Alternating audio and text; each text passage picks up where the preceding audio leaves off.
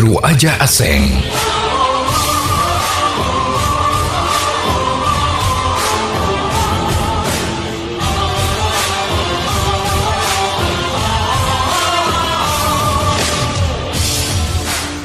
Mitra bisnis, bertahun-tahun Novi Basuki, anak pesantren asal Situbondo, menimba ilmu di Tiongkok dari pendidikan S1 sampai S3 dengan beasiswa pendidikan. Lalu bagaimana penerimaan masyarakat Tiongkok terhadap Novi Basuki yang merupakan Muslim dan warga negara Indonesia belajar di negara tersebut? Berikut cerita Novi Basuki di channel YouTube 2L For You. Sebenarnya dari keseluruhan orang Tiongkok maupun pemerintah negara ini tidak begitu menggubris ideologi seseorang.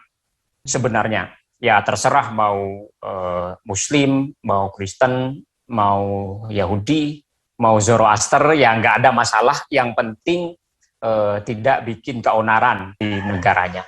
Dan menurut saya tidak ada kecurigaan, tapi memang citra Muslim itu sepertinya dimanapun sekarang itu sedikit negatif ya.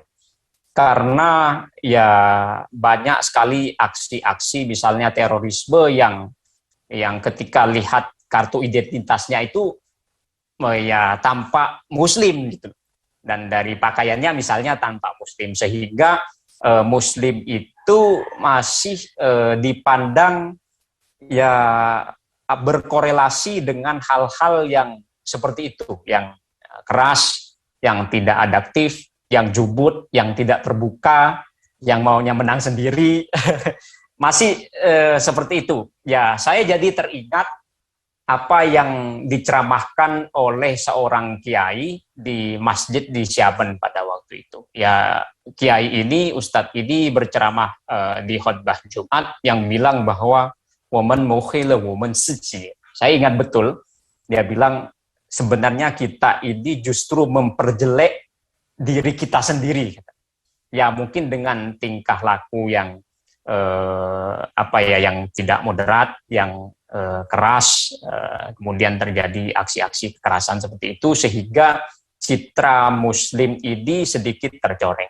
Tapi orang Tiongkok itu menganggap bahwa Muslim Indonesia itu tidak sama dengan Muslim di Timur Tengah. Karena sudah cukup banyak yang tahu bahwa Islam di Indonesia itu sebenarnya sudah teroplos, sudah campur baur dengan budaya lokal. Misalnya dengan budaya Jawa, sehingga kita mengenal kejawen, sehingga kita mengenal Muslim yang masih biasanya ketika ada pohon besar atau batu besar masih naruh sesajen, sehingga juga kita mengenal Mbak Rara di sirkuit Mandalika dan lain sebagainya.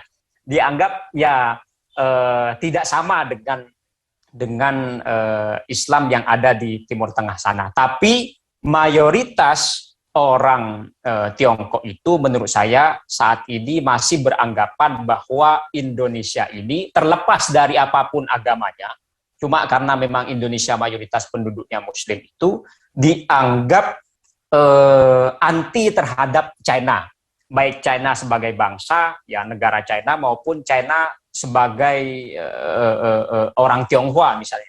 Itu karena ya kita mengenal sejak dulu, ya saya melihat setiap masa itu selalu ada momen anti Tionghoanya. Misalnya tahun 1740 kita mengenal geger pecinan zaman VOC. Kemudian memasuki Orde Lama zamannya Bung Karno, kita mengenal PP 10 tahun 1950-an. Kemudian memasuki menjelang Orde Baru, kita mengenal G30S. Kemudian menjelang reformasi, kita mengenal 98, kerusuhan yang disebut sebagai anti-Tionghoa.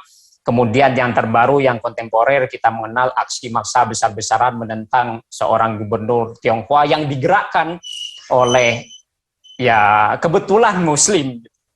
Sehingga orang Tiongkok itu masih beranggapan Indonesia ini anti Tionghoa dan anti China, gitu loh. Terlepas apapun agamanya. Tapi ya tadi karena penduduk Indonesia mayoritas Muslim, jadi dianggap bahwa ya Muslim ini anti Tionghoa. Demikian Tiru Aja Aseng untuk minggu ini. Sampai jumpa minggu depan. Saya Anita Wijaya. Hiru Aja Aseng.